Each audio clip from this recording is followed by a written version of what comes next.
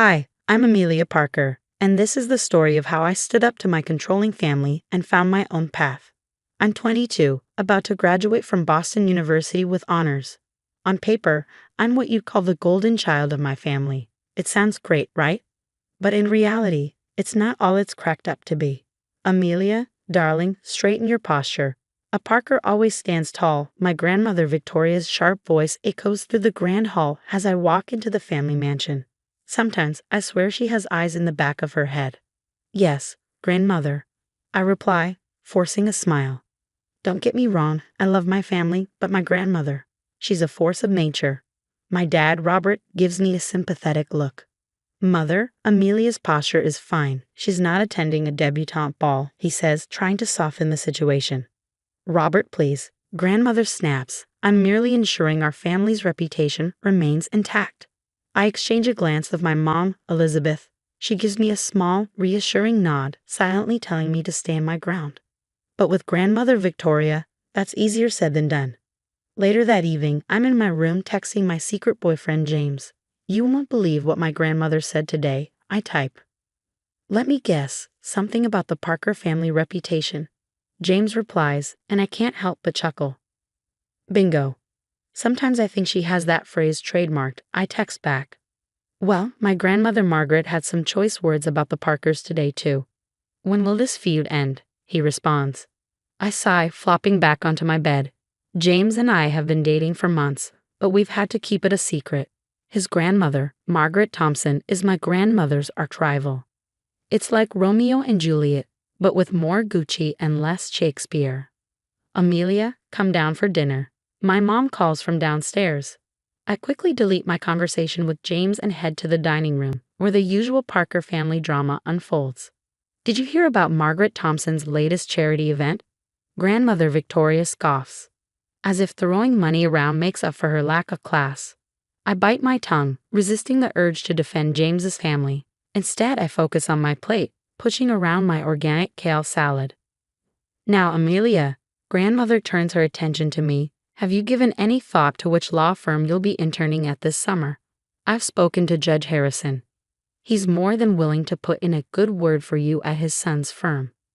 Actually, grandmother, I start gathering my courage. I've been thinking about taking a different path after graduation, maybe exploring nonprofit work. The silence that follows is deafening, as if I just announced I was running away to join the circus. Nonprofit? Grandmother's voice is dangerously low. Amelia, dear, Parkers don't do nonprofit. We lead. We succeed. We dominate. I can feel my resolve wavering under her steely gaze. But then I think of James, of the life I want for myself, not the one that's been mapped out for me since birth. I understand, grandmother, I say, my voice steady. But I believe there are many ways to lead and succeed. I'd like the chance to find my own path. The tension in the room is palpable. My parents exchange worried glances, caught between supporting me and avoiding grandmother's wrath. As I go to bed that night, my mind is racing. I know I'm walking a fine line between the life that's expected of me and the one I truly want. But for the first time, I feel ready to stand up for myself, no matter the consequences. The next day, the Parker mansion is buzzing with activity, champagne flowing freely as Boston's elite mingle. I stand in the center, forcing a smile as yet another of grandmother's friends congratulates me on my graduation. Amelia, darling, come here for a moment. Grandmother Victoria calls, waving me over to a group of distinguished-looking men in suits. I excuse myself and walk over, my heels clicking on the marble floor. Yes, grandmother. Gentlemen, this is my granddaughter, Amelia. She's just graduated summa cum laude from Boston University, she boasts. Impressive, one of the men nods. Following in your grandmother's footsteps, I see. Victoria has always been a force to be reckoned with in the business world. I smile politely, but inside, I know I'm no longer walking in her shadow. I'm carving out my own path. Inside, I was screaming. This wasn't me. This wasn't what I wanted. As I looked at my grandmother's smug face, something inside me snapped. Actually, I said, my voice surprisingly steady. I have an announcement to make. Grandmother's eyes narrowed. Amelia, what are you? But I was already stepping away, moving toward the center of the room. I caught James's eye across the crowd, and he gave me a subtle, encouraging nod. "Everyone, may I have your attention, please?" I called out. Slowly, the chatter died down, and all eyes turned to me. My heart pounded, but I took a deep breath. "Thank you all for coming to celebrate my graduation. But there's something else I'd like to celebrate tonight." Out of the corner of my eye, I saw Grandmother Victoria pushing through the crowd, her face a mixture of confusion and growing fury. But I pressed on. "I'm engaged," I announced, my voice ringing clear and strong, to James Thompson. The silence that followed was suffocating. Then, almost on cue, James stepped forward, taking my hand. "It's true," he said, smiling warmly at me. "We're in love." The crowd erupted in shocked whispers. I could hear fragments of conversations. "Thompson," as in Margaret Thompson's grandson. "But the feud. How long has this been going on?" But all I could focus on was my grandmother. Her face was twisted in a rage unlike anything I'd ever seen. She pushed through the last few people standing in her way, and suddenly she was right in front of me. "How dare you?" she hissed, her voice low and dangerous. "How dare you embarrass me like this?" "Grandmother, I didn't get to finish." Without warning, her hand lashed out, striking me across the face so hard I stumbled back. The world spun, and then everything went black. When I came to, I was lying on the floor, James cradling my head in his lap. The room was chaos. People shouting, some leaving, and my parents desperately trying to calm things down. "Amelia, can you hear me?" James' worried face swam into focus. What happened?" I mumbled, trying to sit up. "Your grandmother hit you," James said, his voice tight with concern. "You've been out for a few minutes. We're taking you to the hospital." I nodded weakly, wincing at the pain in my head. As James and my father helped me to my feet, I saw my grandmother standing off to the side, her face cold and indifferent. "Mother, how could you?" my father said, his voice trembling with fury. "She's your granddaughter." "She made her choice," grandmother replied, her tone icy. "She's no granddaughter of mine." Those words cut deeper than the slap. As they led me to the waiting ambulance, I couldn't help but wonder, was this the price of standing up for myself? And if it was I ready to pay it? I woke up in a sterile hospital room, the scent of disinfectant thick in the air and the soft beeping of machines nearby. My head was pounding, and for a moment, I couldn't remember why I was there. Then it all came flooding back, the party, the announcement, grandmother's fury. "Amelia, you're awake." James's voice was filled with relief. He was sitting by my bedside, dark circles under his eyes. "What happened?" I croaked, my throat dry. "You've been out for a day," my mom said, stepping into the room. "The doctor said you have a mild concussion." I tried to sit up, wincing from the pain. Has grandmother been here?" The silence that followed was answer enough. "Actually," my dad said, his voice tight with anger, "she's been busy trying to control the narrative. It's all over the local news." James handed me his phone, and I scrolled through the headlines. Boston socialite assaults granddaughter at graduation party. Parker family feud erupts in violence. Engagement announcement leads to hospital visit. "Oh God," I whispered, feeling sick. "That's not all," James said, his jaw clenched. "Your grandmother tried to bribe me to leave you. She offered me an obscene amount of money to forget this foolishness and leave you alone."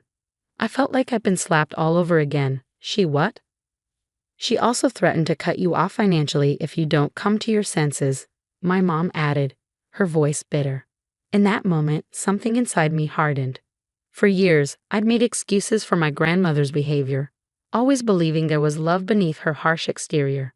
But now, I saw her for what she truly was, a manipulative, controlling woman who cared more about her image than her family.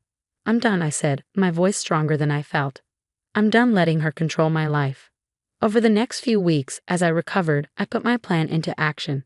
I moved out of the family home, ignoring grandmother's threats and guilt trips. I accepted a job offer in New York City with a nonprofit organization I'd been too afraid to consider before.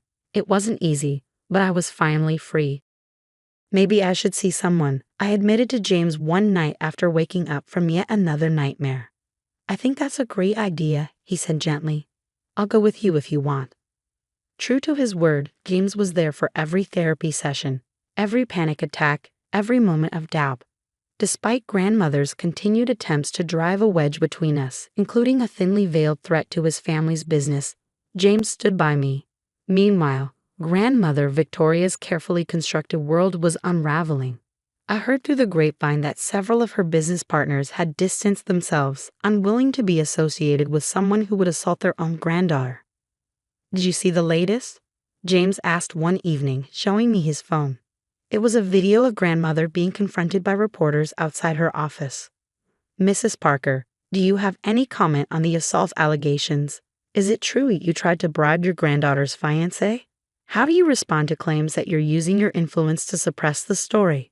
Grandmother's face was a mask of barely controlled fury as she pushed past the reporters, refusing to answer any questions. "Karma's a bitch," I muttered, feeling a mix of satisfaction and sadness. That chapter of my life was over. 2 years flew by in New York. James and I got married in a small ceremony, far from the Boston Society pages. We were happy, building our lives on our own terms. Then came an invitation to a charity gala in Boston. I hesitated, but James squeezed my hand. "We can handle it," he said. "We're not the same people we were 2 years ago." Walking into the ballroom, I felt eyes on us, whispers following in our wake. Then I saw her, grandmother Victoria, standing alone by the bar.